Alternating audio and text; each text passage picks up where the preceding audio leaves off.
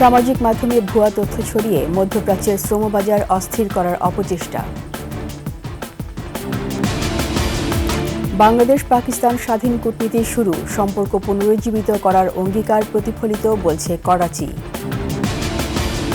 ভারতে মুসলিমদের নিরাপত্তা নিশ্চিতে বাংলাদেশের আহ্বানে বেজার দিল্লি। রোহিঙ্গা সংকট সমাধানে ইতিবাচক যুক্তরাষ্ট্র, বললেন পররাষ্ট্র উপদেষ্টা। বেড়েছে পেঁয়াজের দাম, এখনও বাজারে বোতলজাত সয়াবিন তেলের সংকট।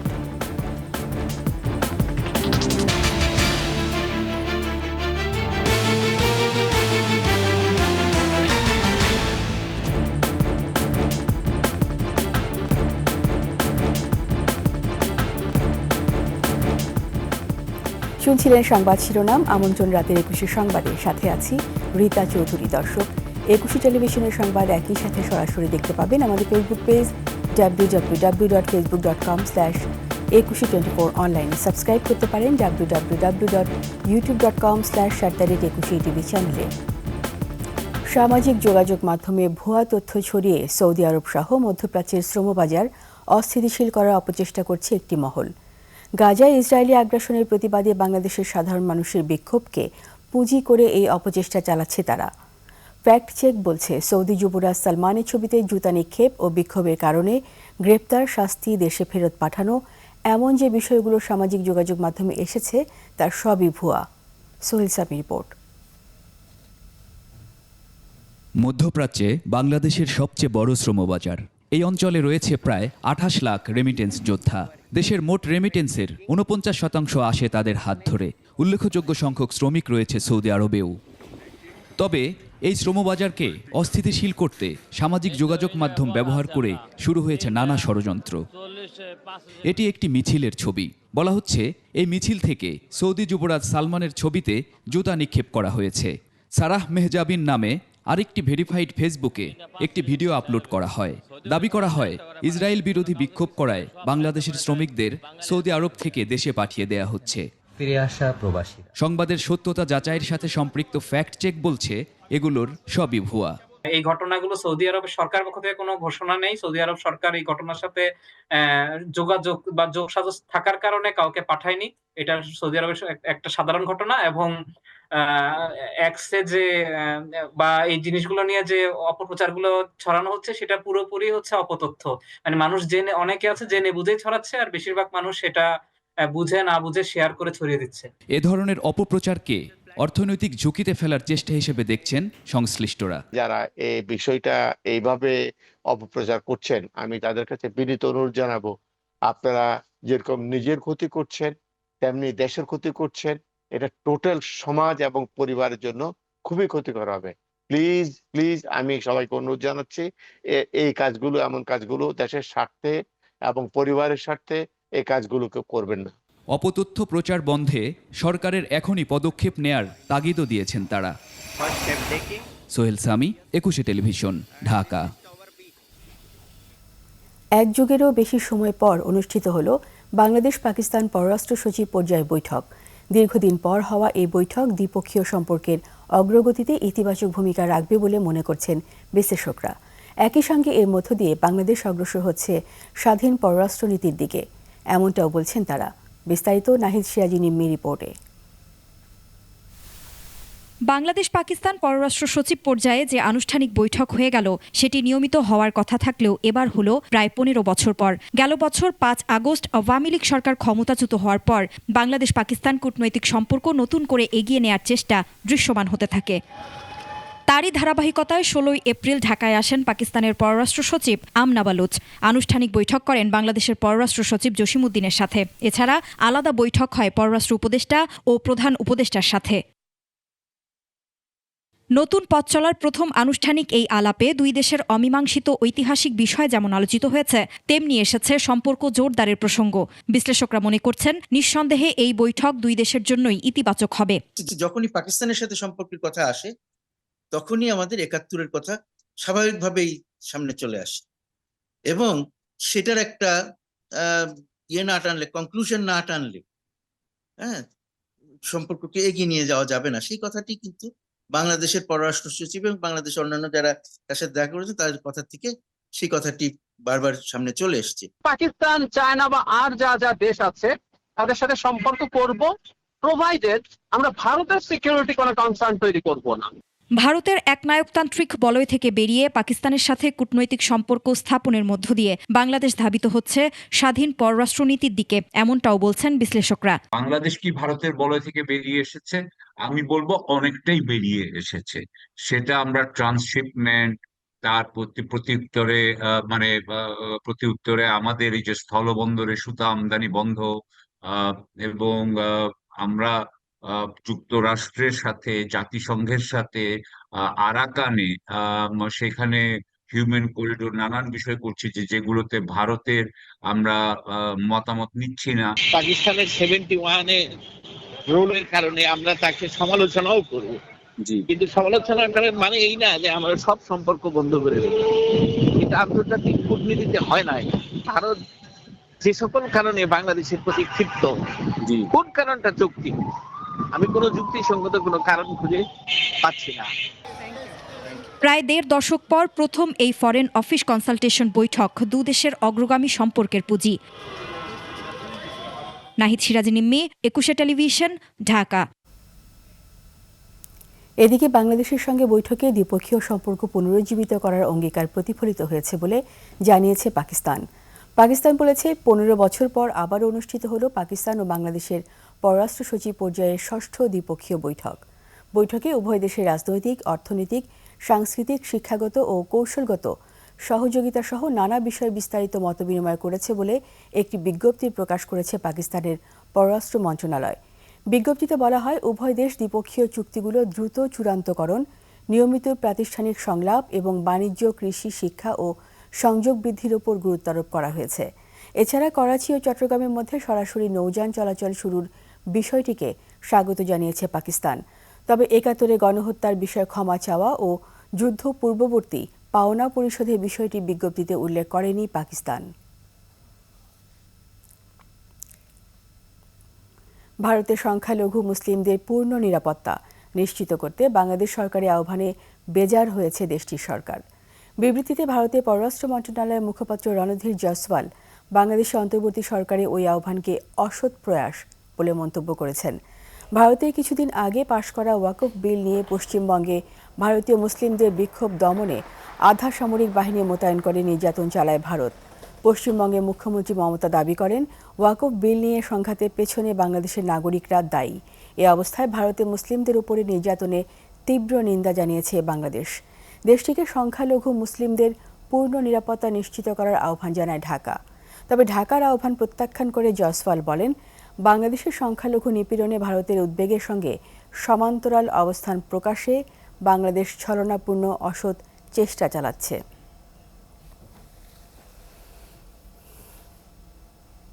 সরকারি কর্মকাণ্ডে দেশবাসী উদ্বিগ্ন, আর বিএনপিকে পাশ কাটিয়ে নির্বাচন বিলম্বিত করা হচ্ছে যাতে জনগণের ভোটে ক্ষমতা যেতে না পারে বিএনপি। এছাড়া গত ১৭ বছর যারা গুম খুন করেছেন তাদের রক্ষার চেষ্টা চলছে বলে অভিযোগ করছেন দলটির নেতারা। বিস্তারিত মাহিলা ইসলামী রিপোর্টে। জাতীয় প্রেস ক্লাবের সামনে গণতান্ত্রিক পরিষদের আয়োজনে আওয়ামী লীগ সরকারের আমলে গুম হওয়া বিএনপি নেতা ইলিয়াস আলী সহ অন্যান্য নেতাকর্মীদের সন্ধানে সমাবেশ। কর্মসূচিতে যোগ দিয়ে বিএনপি নেতারা অন্তর্বর্তী সরকারকে ফ্যাসিস্ট সরকারের আমলে গুম হওয়া নেতাকর্মীরা কোথায় আছে তা জনগণের কাছে স্পষ্ট করার তাগিদ দেন।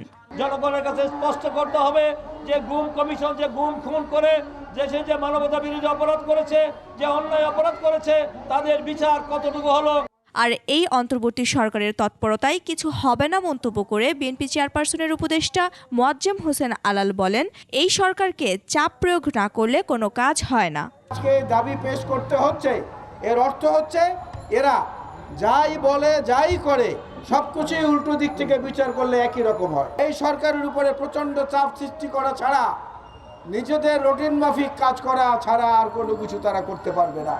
এ সময় বিএনপির ভাইস চেয়ারম্যান শামসুজ্জামান দুদু বলেন, এই সরকারের কর্মকাণ্ডে জনগণ উদ্বিগ্ন। তারা কি চায় সেটা আমরা বুঝি না। বিএনপিকে পাশ কাটানোর জন্য যাতে বিএনপি নির্বাচনের মধ্য দিয়ে, মানুষের সমর্থন আদায়ের মধ্য দিয়ে, ভোটের মধ্য দিয়ে সরকার গঠন করতে না পারে, সেই জন্য নির্বাচনকে এড়িয়ে যাওয়া হচ্ছে বলে আমরা মনে করি। অভিযোগ করেন 17 বছর যারা গুম খুন করেছেন তাদের রক্ষার চেষ্টা চলছে।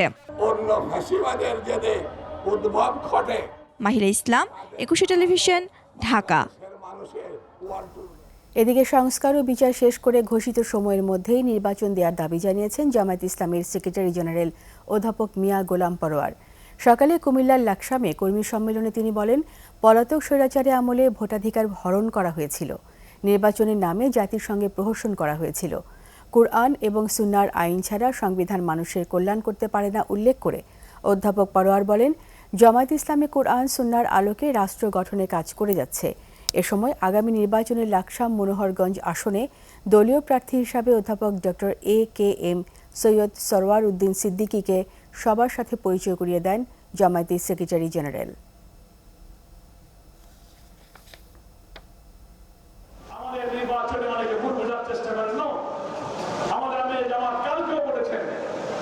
সরকার বলেছে 26শে জুন অথবা 25শে ডিসেম্বর।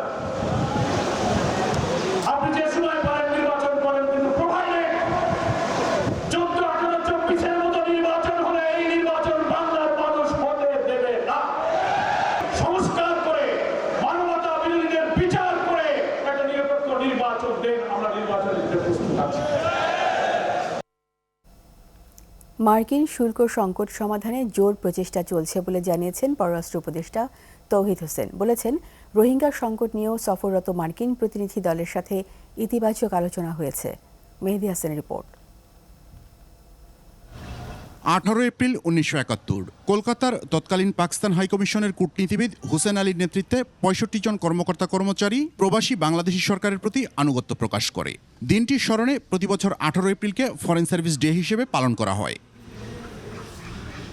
অনুষ্ঠানে আলোচকরা বলেন, আজকের পৃথিবীর বাস্তবতা গেল 5 দশকের চেয়ে ভিন্ন। নতুন বাস্তবতার আলোকে পররাষ্ট্রনীতিকে ঢেলে সাজাতে হবে।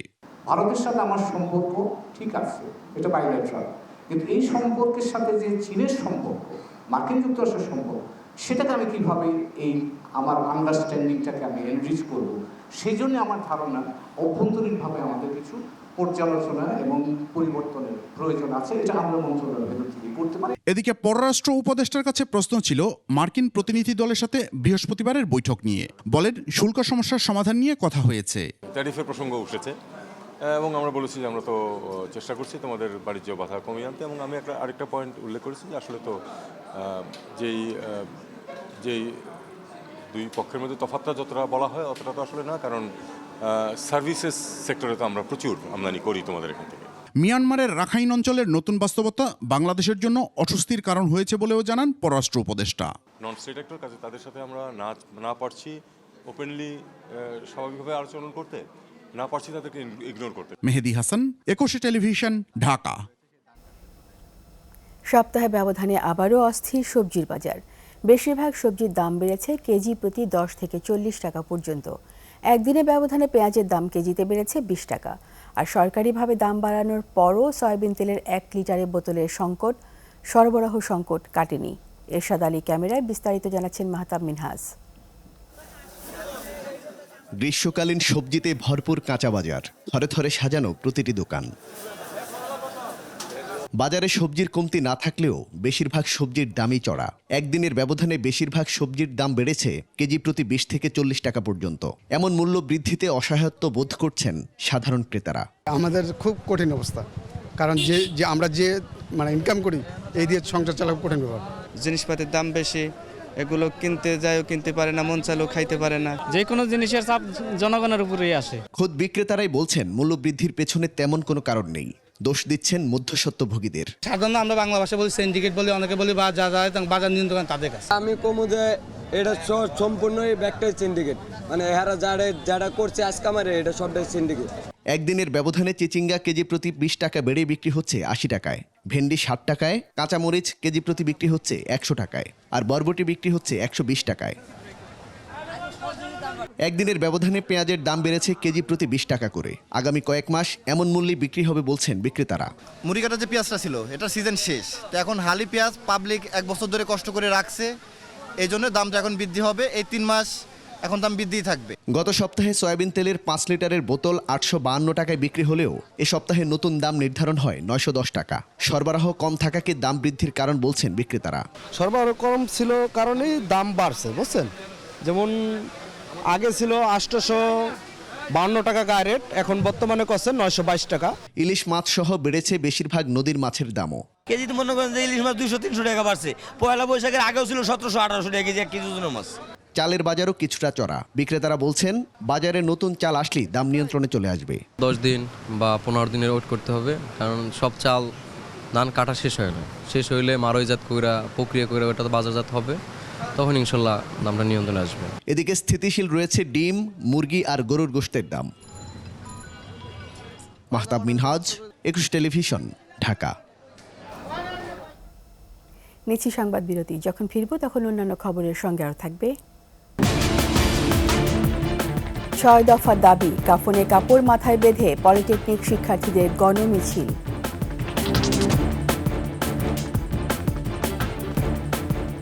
আবার আমন্ত্রণ রাতের 21 সংবাদে।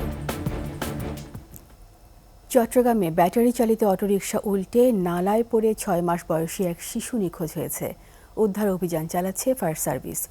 শুক্রবার রাত 8:30টার দিকে নগরীর কাপাসগোলা এলাকায় নবাব হোটেলের সামনে ঘটনা ঘটে। খবর পেয়ে ফায়ার সার্ভিসের একটি টিম উদ্ধার অভিযান চালায়। তাদের সঙ্গে যোগ দিয়েছে ডুবুরি দলও। এ সময় নালা থেকে ওই শিশুর মাকে উদ্ধার করা গেলেও নিখোঁজ রয়েছে শিশুটি। ফায়ার সার্ভিস জানায় নালাটিতে আগে থেকে ময়লা আবর্জনা ছিল। বৃষ্টিপাতের কারণে নালায় পানিও জমেছে, সামান্য স্রোতও রয়েছে। ফলে যেখানে দুর্ঘটনা ঘটেছে তার আশেপাশে অভিযান চলছে।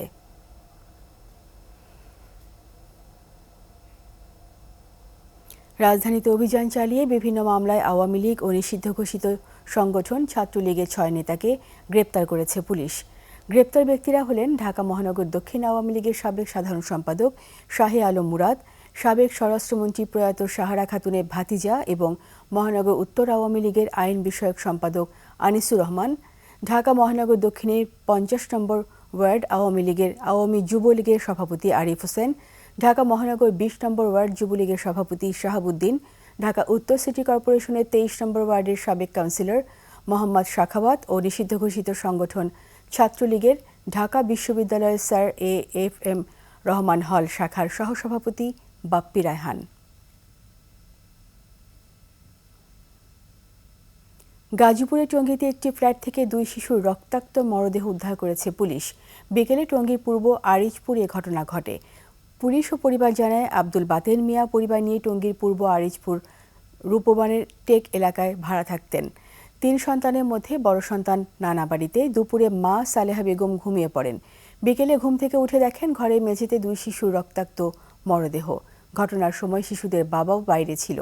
পুলিশের ধারণা দুর্বৃত্তরা ফ্ল্যাটে ঢুকে ধারালো অস্ত্র দিয়ে শিশুদের হত্যা করেছে।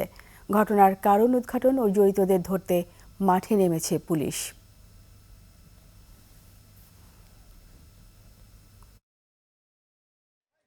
বাতেন ভাই যখন বাইরে চলে যায়, পরবর্তীতে অনেকক্ষণ পরে 20-25 মিনিট পরে ওনার ওয়াইফও আসিফের বাইরে চলে যায়। বাইরে থেকে আবার 15 মিনিট পরে আবার উনি আর ভিতরে ঢুকে নর্মালভাবে গেছে। ঢুকার পরে যে আমরা জানতে পারলাম ওনার রুমে মার্ডার হয়ে গেছে। 4:30টার দিকে ফোন পাই যে আমার বাসার দোতলায় মার্ডার হয়েছে, 2টা মার্ডার, 2টা বাচ্চা, স্বামী স্ত্রী থাকতো। জানুয়ারি মাসে আমাদের বাসায় উঠছে। কে করেছে, কিভাবে হয়েছে, সেটি আমরা এখনও সেই রহস্য উদ্ঘাটনের চেষ্টায় আছি। আমরা কিছু লোকজনকে, তার মা বাবা সহ অন্যান্য লোকজনকে জিজ্ঞাসাবাদের পর্যায়ে আছি, জিজ্ঞাসাবাদ করছি। এখনও আমরা রহস্য উদ্ঘাটন করতে পারিনি।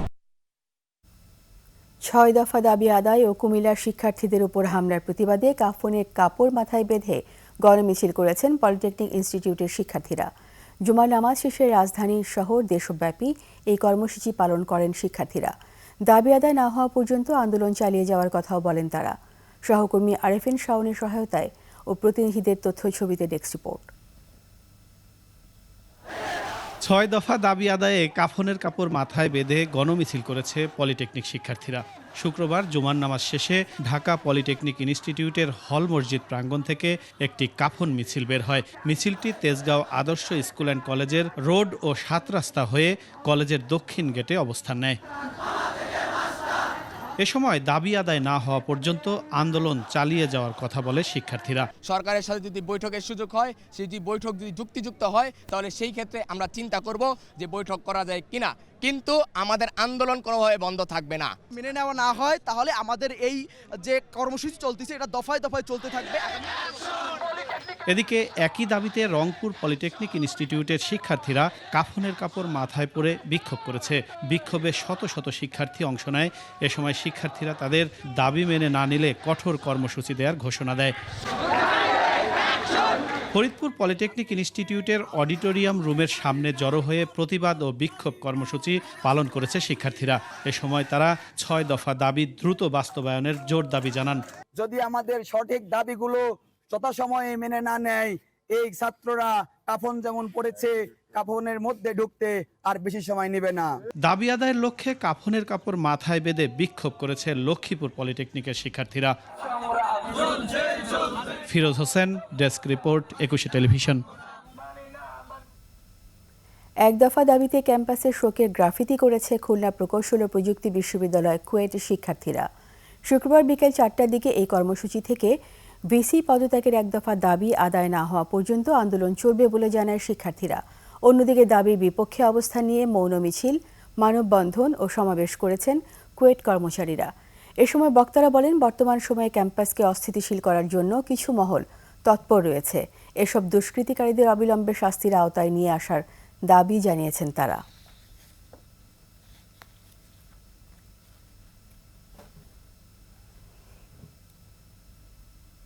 রাজধানীর পশ্চিম শেওড়াপাড়ায় ইস্ট ওয়েস্ট স্কুলের পাশের গলিতে চাপাতি ঠেকিয়ে ছিনতাইয়ের ঘটনায় শাকিল নামের এক যুবককে গ্রেপ্তার করেছে পুলিশ।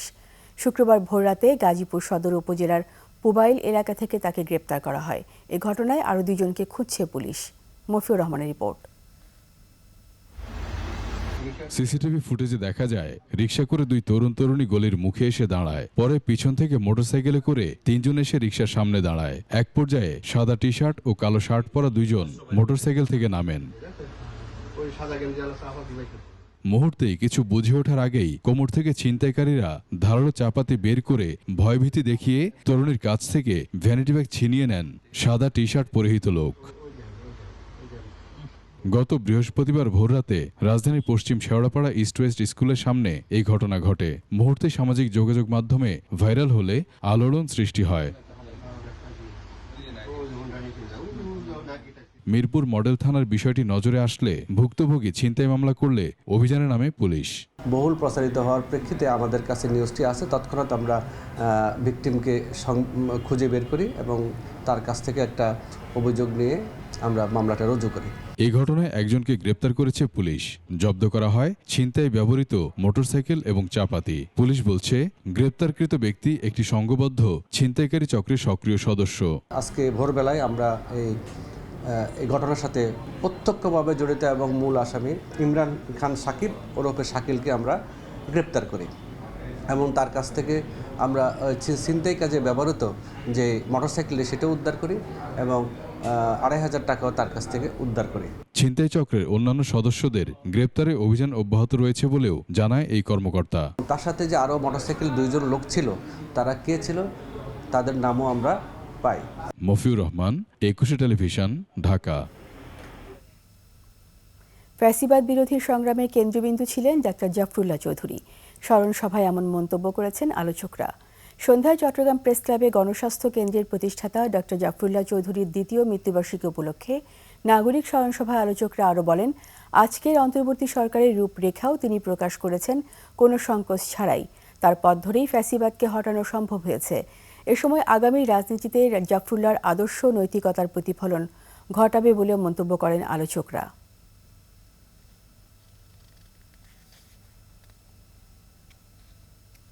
দীর্ঘ 15 বছরের কলুষিত মন্ত্রণালয়, এগুলিকে অ্যাক্টিভেট করা এটা অত্যন্ত দুরূহ কাজ। এরা শাসক, এরা সেবক কখনো নয়। এদের মর্যাদায় অস্তিত্বে শাসকের বাস। এরা জনগণকে শাসক হিসেবে শাসন করেছে এবং সেই মানসিকতা দূর করতে আমাদের অনেক সময় লাগছে। মানব সেবার আড়ালে এলাকায় মূর্তিমান এক আতঙ্ক হয়ে উঠেছিলেন সিরাজগঞ্জ ৩ আসনের আওয়ামী লীগের সাবেক এমপি ডাক্তার আব্দুল আজিজ। নিজস্ব লাঠিয়াল বাহিনী দিয়ে নিয়ন্ত্রণ করতেন পুরো এলাকা। বিরোধী দল মত দমনে চালাতেন অত্যাচার, নিপীড়ন। রয়েছে অনিয়ম, দুর্নীতির বড় বড় অভিযোগ। তার থাবা থেকে বাদ যায়নি শিক্ষা ও ধর্মীয় প্রতিষ্ঠান। সিরাজগঞ্জ প্রতিনিধি স্বপন মির্জার তথ্যচিত্রে ডেস্ক রিপোর্ট। আব্দুল আজিজ পেশায় ছিলেন চিকিৎসক। আওয়ামী লীগের রাজনীতিতে যোগ দিয়ে বনে যান জাতীয় শিশু হাসপাতালের পরিচালক। স্বৈরাচার শেখ হাসিনার আস্থাভাজন হয়ে 2018 সালের ভোটার বিহীন নির্বাচনের টিকিটে হয়ে যান সংসদ সদস্য। এরপরেই হয়ে ওঠেন সিরাজগঞ্জ ৩ সংসদীয় এলাকার একক অধিপতি।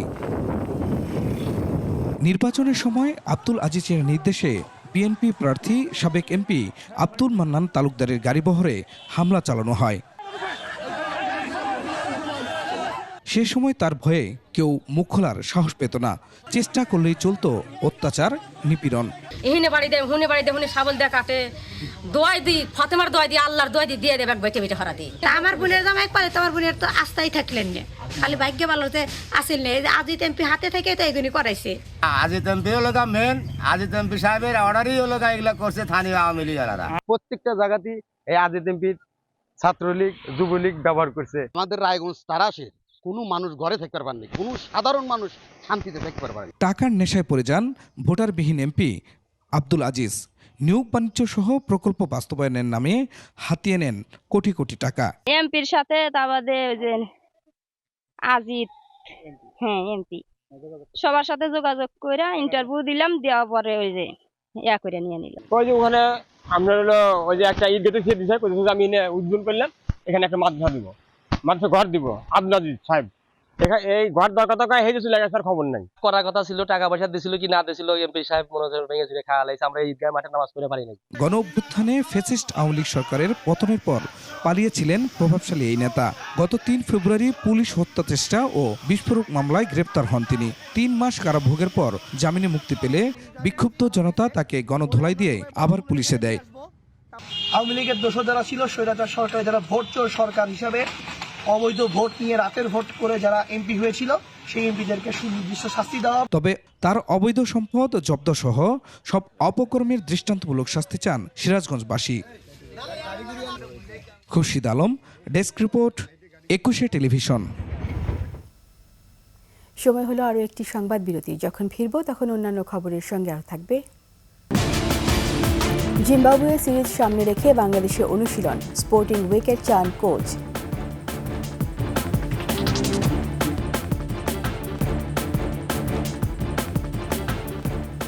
আবার আমন্ত্রণ রাতের 21 সংবাদে।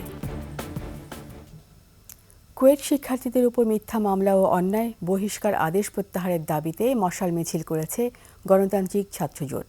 সন্ধ্যায় ঢাকা বিশ্ববিদ্যালয়ের টিএসসি থেকে এই মিছিলটি বের করে ছাত্রজোট। এ সময় চট্টগ্রাম বিশ্ববিদ্যালয়ের নারী শিক্ষার্থীদের বহিষ্কার আদেশ প্রত্যাহারেরও দাবি জানায় তারা। মশাল মিছিলটি বিশ্ববিদ্যালয়ে ভিসি চত্বর হয়ে কেন্দ্রীয় লাইব্রেরির সামনে গিয়ে শেষ হয়। এতে অংশ নেয় গণতান্ত্রিক ছাত্রজোটের কর্মী সমর্থকরা।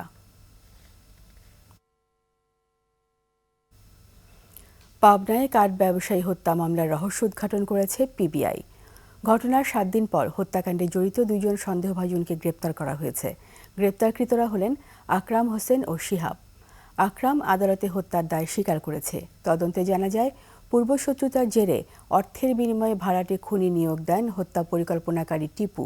ঘটনার দিন কৌশলে জায়দুল মোল্লাকে সিলন্দা এলাকা থেকে তুলে নিয়ে ধারালো অস্ত্র দিয়ে কুপিয়ে হত্যা করা হয়। প্রধান পরিকল্পনাকারী টিপু ও রুবেল এখনও পলাতক রয়েছে। ঘটনার তদন্ত এখনও চলমান।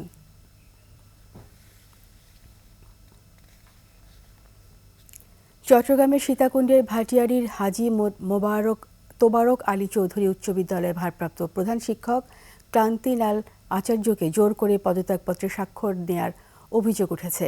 জোর করে স্বাক্ষর নেওয়া পদত্যাগপত্রটি বিভিন্ন সামাজিক যোগাযোগ মাধ্যমে ভাইরাল হয়। এ সময় কান্নায় ভেঙে পড়েন ওই শিক্ষক। পরে একটি গাড়িতে করে তাকে বাড়িতে পাঠিয়ে দেওয়া হয়। এর আগে স্থানীয় বিএনপি ও অঙ্গ সংগঠনের নেতাকর্মী এবং প্রাক্তন শিক্ষার্থীদের একটি অংশ বিদ্যালয় মিছিল নিয়ে প্রধান শিক্ষককে ঘেরাও করে রাখে। পরে জোর করে পদত্যাগপত্রে সই নেওয়া হয়। বিদ্যালয়ে গঠিত অ্যাডহক কমিটির সভাপতির পদ নিয়ে প্রধান শিক্ষকের উপর ক্ষুব্ধ ছিলেন স্থানীয় বিএনপি নেতা কর্মীরা। কমিটির বর্তমান সভাপতি জামায়াত সমর্থিত মহিউদ্দিন আহমেদ।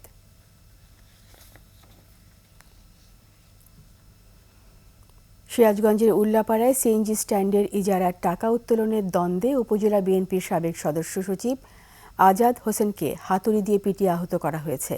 এ ঘটনার জন্য জামায়াত ও ছাত্র শিবিরের নেতাকর্মীদের দায়ী করেছেন বিএনপি নেতা। পরে আহত অবস্থায় আজাদকে প্রথমে উল্লাপাড়া ও পরে বগুড়ায় পাঠানো হয়। এই ঘটনায় তাৎক্ষণিকভাবে প্রতিবাদ ও বিক্ষোভ মিছিল করেছে বিএনপি। বৃহস্পতিবার বিকেলে ইজারা তুলতে গিয়ে মোটর মালিক সমিতির অফিসের কক্ষ থেকে জিয়াউর রহমান, বেগম খালেদা জিয়া ও তারেক রহমানের ছবি নামিয়ে ফেলতে বলাকে কেন্দ্র করে স্থানীয়দের মধ্যে কথা কাটাকাটি হয়। পরে মারধরের ঘটনা ঘটে। পুলিশ জানায় অভিযুক্তদের গ্রেপ্তারে অভিযান চলছে। শেষ করছি রাতের 21 সংবাদ। যাওয়ার আগে সংবাদ শিরোনামগুলো আরও একবার। সামাজিক মাধ্যমে ভুয়া তথ্য ছড়িয়ে মধ্যপ্রাচ্যের শ্রমবাজার অস্থির করার অপচেষ্টা।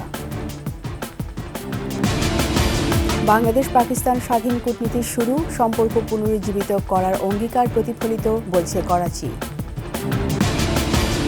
ভারতে মুসলিমদের নিরাপত্তা নিশ্চিতে বাংলাদেশের আহ্বানে বেজার দিল্লি। রোহিঙ্গা সংকট সমাধানে ইতিবাচক যুক্তরাষ্ট্র, বললেন পররাষ্ট্র উপদেষ্টা। বেড়েছে পেঁয়াজের দাম, এখনো বাজারে বোতলজাত সয়াবিন তেলের সংকট।